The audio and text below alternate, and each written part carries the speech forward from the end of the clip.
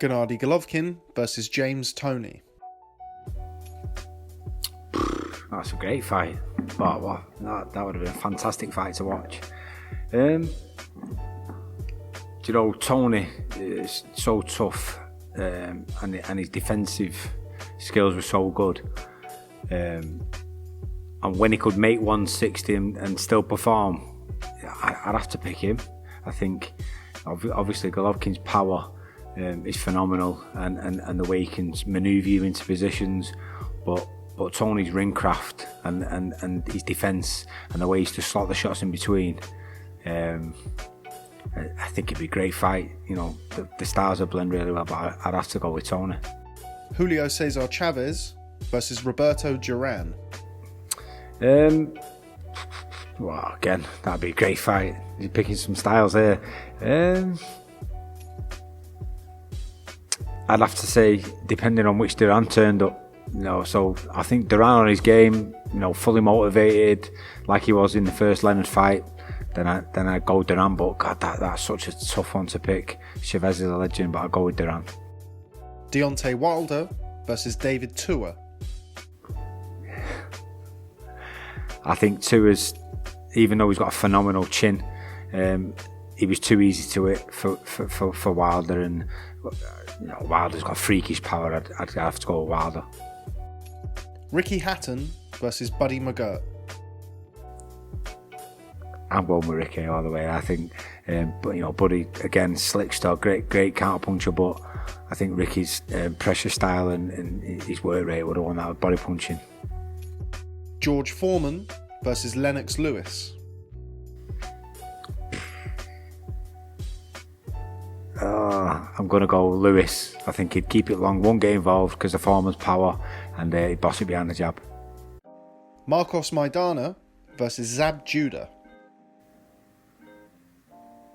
I'm going to go Maidana. I think Judah was great boxer, sharpshooter, but Maidana's style's unconventional, and if someone as slick as Mayweather was going to have problems with Maidana, then I'd assume that Zab Judah would as well. Carl Froch versus Nigel Benn. See now I'm going to start talking with my heart here, because Nigel Benn's sort of my ultimate boxing hero. But he was vulnerable, and that's what made him exciting. So Froch's chin was phenomenal. God, I'm going to have to keep my boxing on, and I think maybe Carl Froch would have dragged him into a war, and he was that little bit sturdier. But Ben could have pulled it out of the bag with, you know, if George Groves could put Carl on the floor, and Taylor, then I'm sure Nigel Benn would be able to do it. Oh, I don't know. It's a toss up, that one. I can't make mind up. You gotta choose. I'm gonna go Froch. Roy Jones Jr. versus Andre Ward. God, you're talking about two of the most schooled fighters and the most talented fighters that's ever walked the planet. Defensively, I think they was both unbelievable. I'd just say that Roy Jones probably had a slightly better offence than Andre Ward. Whether he'd be able to capitalise on that because of his defence, I don't know. But I've got to say, I think Roy Jones is, on his day, he's like top 3 best fighters ever to walk the planet. So I'd have to just go with Jones, but God, that's not at all a slight on Andre Ward. Vasyl Lomachenko versus Naseem Hamed. Who's come up with these fights? These are fantastic fights. Wow. Lomachenko at what weight? 126.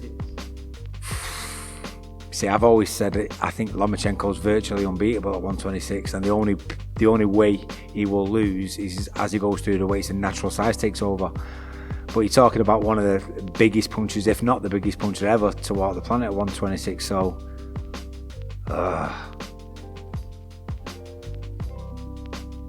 we talk about primes, absolute primes. I'd have to go with Naz, because I don't think you can get away from his unorthodox style and his punching power. Matthew Macklin versus Martin Murray.